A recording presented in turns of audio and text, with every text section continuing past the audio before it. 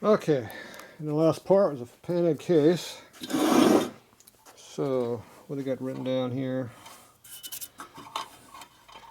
We got 48 written on there, so this is a 48.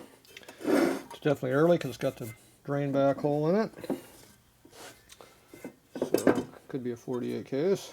Also could be a 49, a 50, and a 51 to 52 also.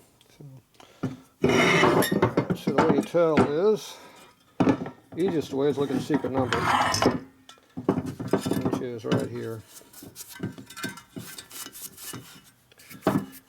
So when they machine the cases,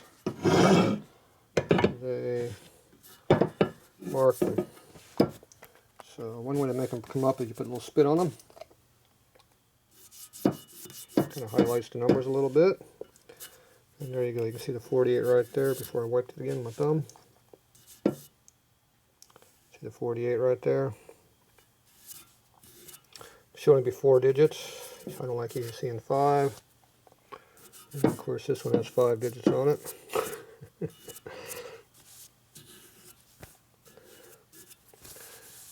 But if you notice, that digit's a lot deeper than this one, and it's a different shape, different font. Yeah,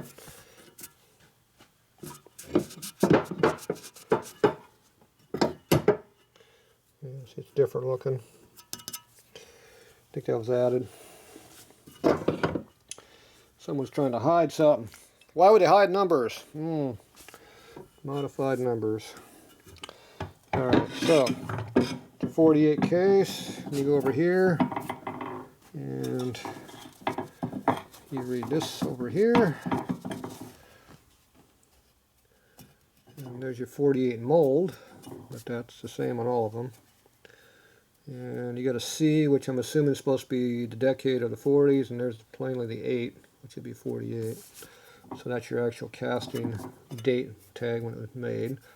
This is the mold they use, which is the 48 mold. So they used the 48 mold all the way through 52. Actually, I think they had a 51 mold, but I think they did some playing over here on the other side. I remember. But basically the same case. So this number over here, when they machine the case, they put this number on there, and there should be 2s that match. And they did them in groups of 10 sets of cases had the same number, so that means you can interchange any of the 10 pairs. You can swap cases back and forth because they used all the same tooling when they did it. So theoretically, you can swap them out. I've never actually done that, so I don't know. I've never seen 2 of anything that's the same. So anyway, this is 48. This one over here is one I picked up a week or 2 back. This one is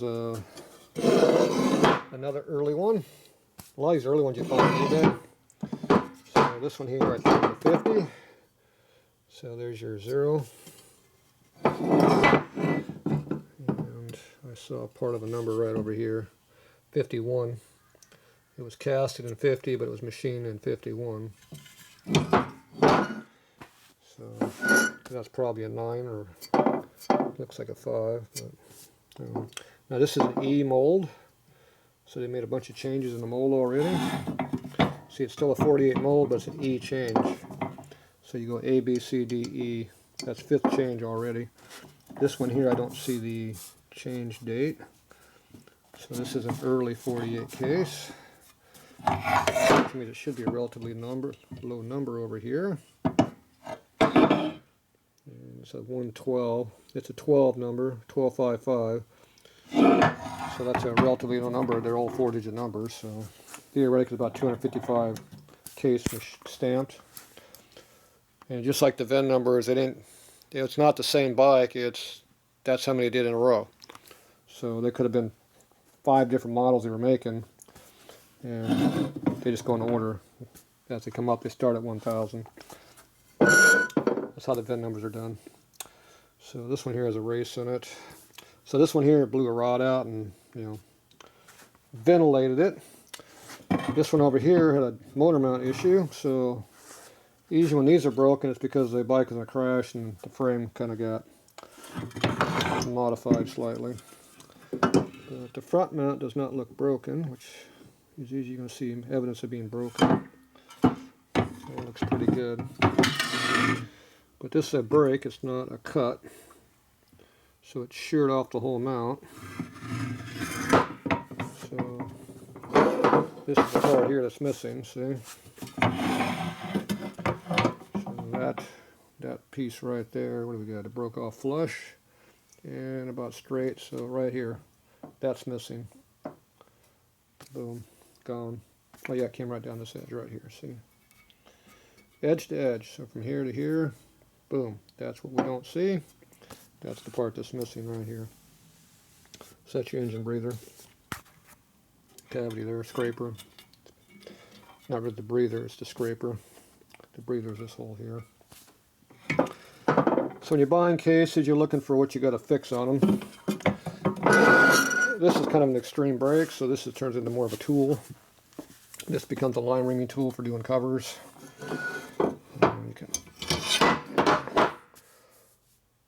You can use it for line reaming up your cover right here. Both of these two here can line ream the cover through this case if you don't have one to use. That's easy. I do with stuff like this, is blowing well up, or I make race bike parts out of it. Yeah, you put an oil pan on here, fill in all the extra stuff that's missing, and it's a race bike part. That's where these things get built from, the junk parts. You notice there's an oil pan on the bottom of that motor. The reason there's an oil pan on there, because the case was blown up. Yeah, it was missing. So I purposely made it gone. When they're like this, you keep it and you either fabricate this or you find another case to cut up. But you can just start welding all this up and just weld that in there if you wanted to. It's a lot of work, but you just have to look at the rest of the case. So this here, the motor mount's not too bad here. A little worn, but not too bad. It's not broken. The case is nice and round and true all the way around. So it's not been grenaded on the inside. There's no big gouge marks in here. The corrosion's not too much. It's always a plus. I don't see a crack going right through here or up through here like there is. The oil pump area looks nice. Exhaust grind mark is very shallow.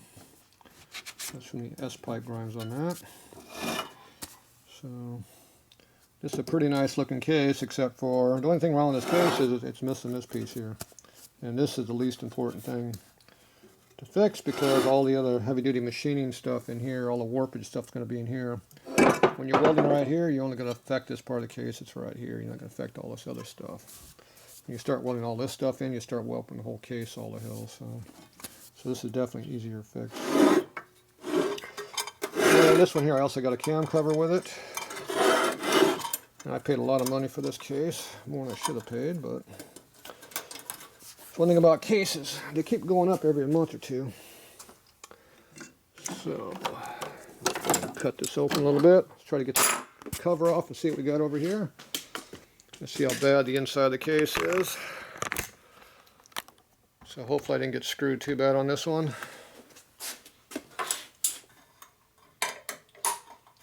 In case you're going for $3 grand and up, then you can afford to pay money for junk like this.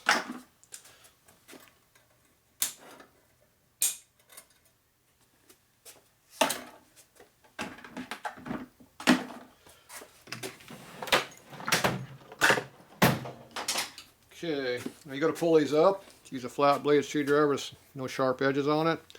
And you want the dowel pin is here and here. That's the only two things that are going to hold it. If you put a little CRC on them two spots, it makes it slide a little easier.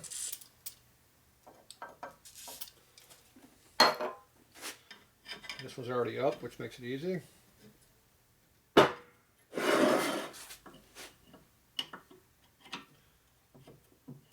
So you just want to kind of go up and down a little bit, back and forth. Don't get too carried away on the pressures.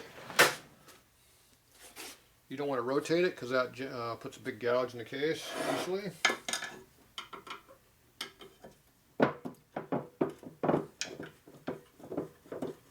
Okay, that one is off the dowel. So now we're down here. So the dowel's right here, so I'm going to rock it back and forth like this to try to pop it. So okay, you can see it. But I'm keeping my screwdrivers good and flat so that I'm not marring up the case very much.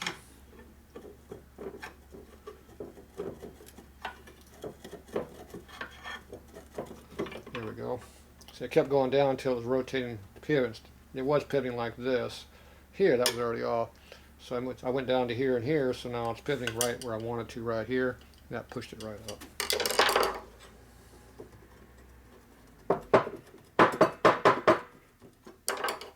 Thought it came up.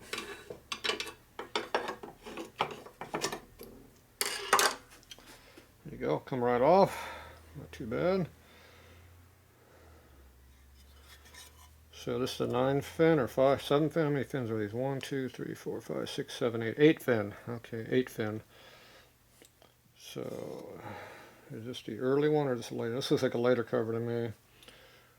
There's another fin that's more straight cut. They only come to about here, I think.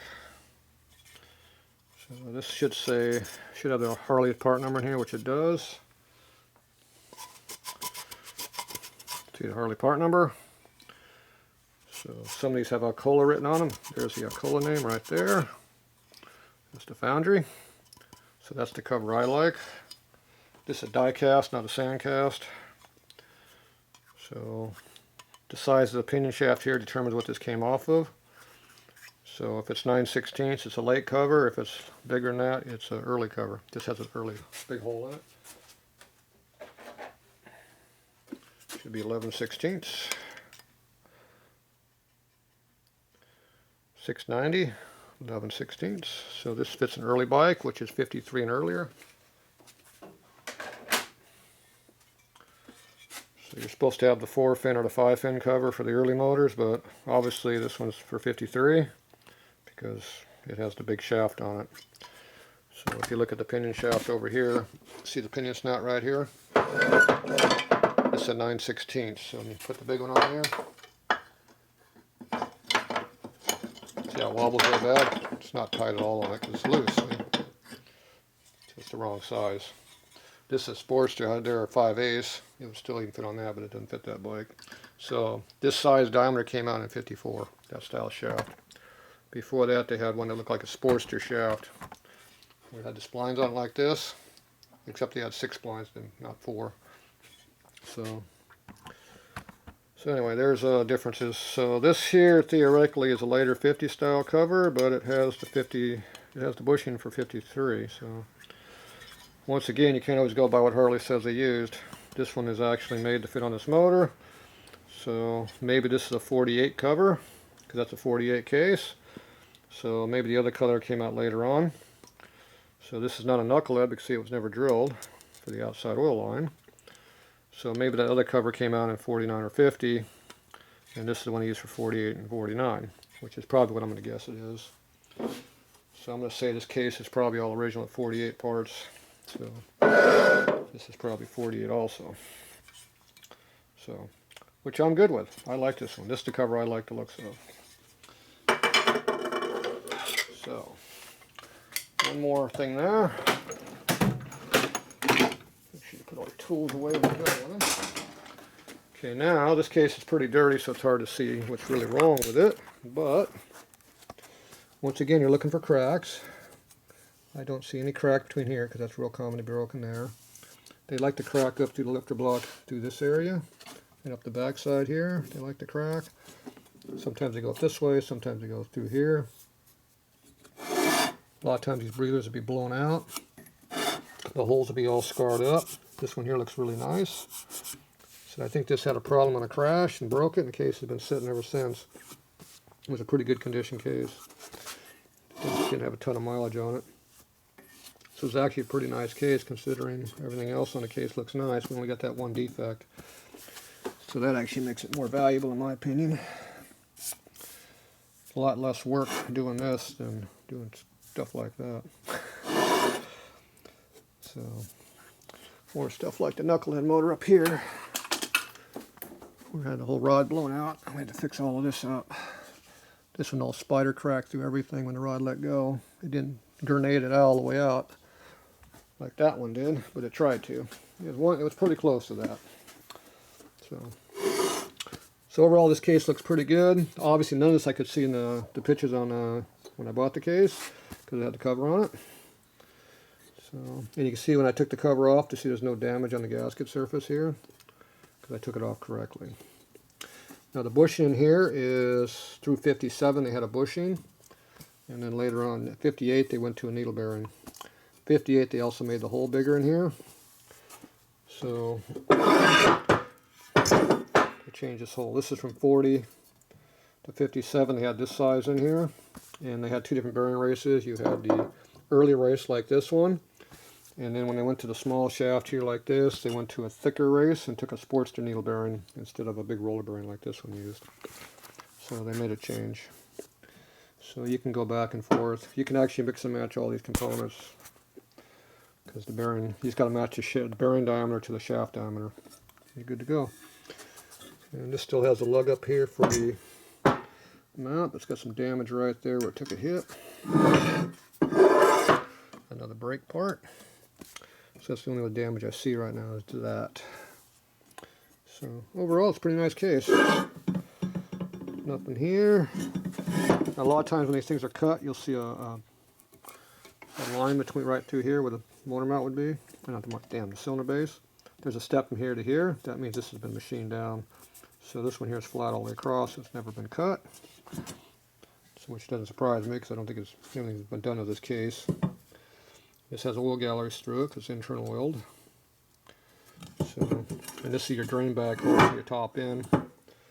It comes all the way across this side through here, straight down through the gallery, right underneath the cylinder deck. Here, and it comes out the hole right there. It's all plugged up. So that's a very bad oiling system return. It took too long to get the oil out of the cylinders. So later on, they went right through the side of the cylinder and dumped it right in the crank, which is more efficient and better. And we also lubricated the pistons, so that helped a little bit. All right, well there you go. Looks like a pretty nice case as far as I can tell. I'm happy with it. So yeah, that's my cover. Looks like a winner. Definitely better than that one. All right, that's it for now.